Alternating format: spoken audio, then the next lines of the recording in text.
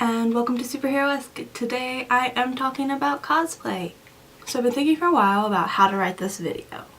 The entire idea originally was to write a video about how to use cosplay to help with your body image when you're otherwise not very well represented in the nerd community, as in being a person of color or being plus sized. I've had a rough time figuring out how to write this video in a way that seems like it matters, why it's important, and why you should do it. I've blamed on ways to make it seem more robust than, hey, you look pretty in that costume.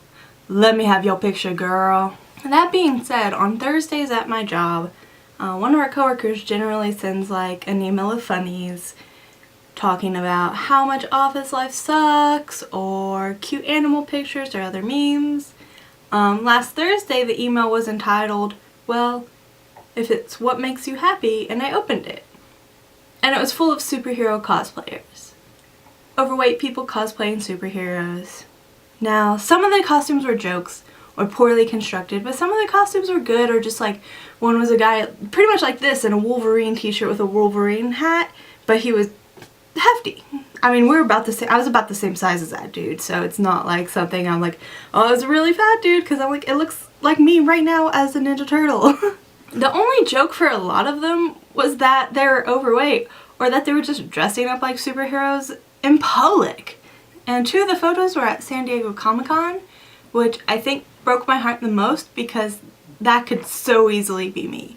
As an overweight person who just started cosplaying, my cosplays are not gonna be amazing. And I forgot how easy it would be to become the butt of someone else's joke, someone who didn't get it. It reminded me of the in-crowd, out-crowd dichotomy in the nerd world. Like the idea of those new hipster nerds weren't bullied in school, so they don't deserve to have the same nerd cred.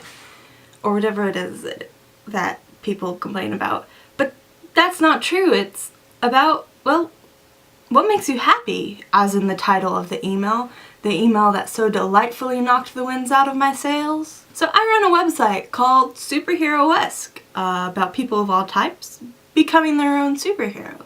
And here in my email was someone unknowingly mocking me. Mocking me like a nerd in an 80s movie. And I was so upset and I didn't know what to do with it. I didn't know how to process the emotions. Here I was, supposed to be making a video that addressed that plus-sized people should use cosplay as a way to learn how to care for themselves. And all I couldn't help but think was, oh yeah, but now you'll have to warn everyone that you'll be the butt of some stranger's office joke, you nerd. But that's just it. We're nerds. Or geeks. Or whatever term you prefer to identify as. And fuck yeah! We're gonna dress up like superheroes. And fuck yeah! We're happy about it. And at least it's worth commenting on, yeah?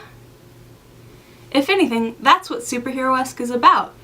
It's to create a safe community that we cannot be mocked in, that we aren't the butt of some office or school joke where it's super cool and fashionable to be dressed up as Batman for funsies. And now with the longest prologue to the shortest video, here I am to talk about cosplay as self-love. Now, keeping the email that I received in mind, being a geek can be ostracizing. Sure, other people like Doctor Who, or they like Cosmos, or they appreciate Star Wars, but they don't have the same relationship with it that you do. You can be having a conversation with someone who has nerdy interests, but they aren't a nerd. Because chances are they only like this series. They don't love it.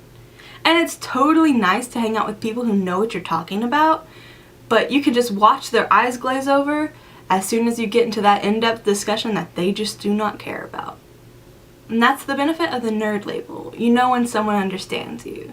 You know when the person is willing to talk about the physics of Westeros and whether or how it would work on Earth. Thanks, IO9. That was a weird article. Who cares? There's magic. I think that's what I love most about the cosplay community.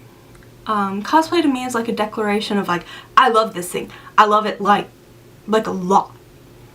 Cosplay is part of the geek world that hasn't been co-opted by popular media. That's why shows like Heroes of Cosplay get a lot of slack, because it feels like they're taking away our last sacred vestige. Honestly though, I think we'll always get to keep cosplay. A significant amount of people are always going to make fun of those people who go balls to the wall, like cosplayers.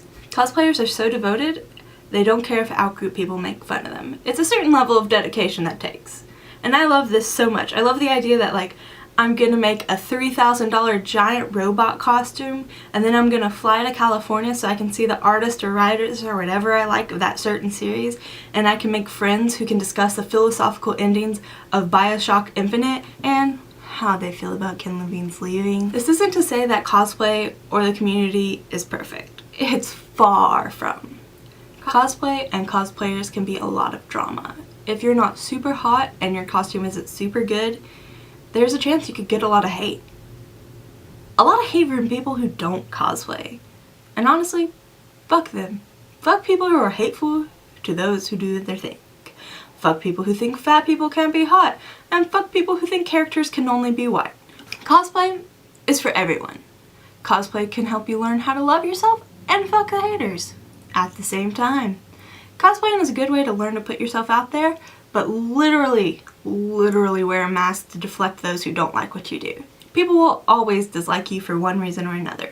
There will always be someone who thinks you chew your gum wrong. There will always be someone trying to start you from starting. There is so much hatred and vile on the internet and in real life, sometimes it just feels like a giant mountain of poop. It can feel pointless to even try. But for every mean person there's also so many more amazing people you'll meet. If you are ready, emotionally, cosplay can be a great way to learn how to deal with the negativity. Because really, everyone who hates on cosplayers are very obviously not worth your time. More so than other interests and hobbies. Because cosplay takes a lot of heart, time, and money, and people who truly understand this tend not to spend their time hating on other people's pursuits. So after dealing with the negative, let's get to the positive. Cosplay can help you learn how to care for yourself. Within the process of learning how to make costumes, you learn many things that can transition to your daily life. Cosplay can help a person learn how to apply cartoon makeup, but also how little money can go a long way in changing your self-outlook. For men and women both, cosplay requires grooming to improve the quality of the look. Trimming your beard, a little powder here or there, and the difference between groomed and filled-in eyebrows versus natural. It also helps you learn that the idea of beauty is just a costume, and that everyone can achieve some form of traditional beauty with time and money. A thing that a lot of people don't have or don't want to prioritize for such vain affairs. It can help change your relationship with your look and how you see yourself in the mirror. And that really all beauty and fashion is just a costume that's just not near as fun. Cosplay can help teach you to not feel bad for spending money on yourself. Costumes can add up to a lot of money, but there is also the immediate gratification of looking like a different person. Through cosplay, you can learn how good it feels to buy things for yourself, and for vain reasons. Cosplay gives you an excuse to get like really good at selfies. And it's also a really lovely feeling having people ask for your pictures or getting pictures with people cosplaying from the same series as you. And along with spending money on yourself, you have to spend time on yourself.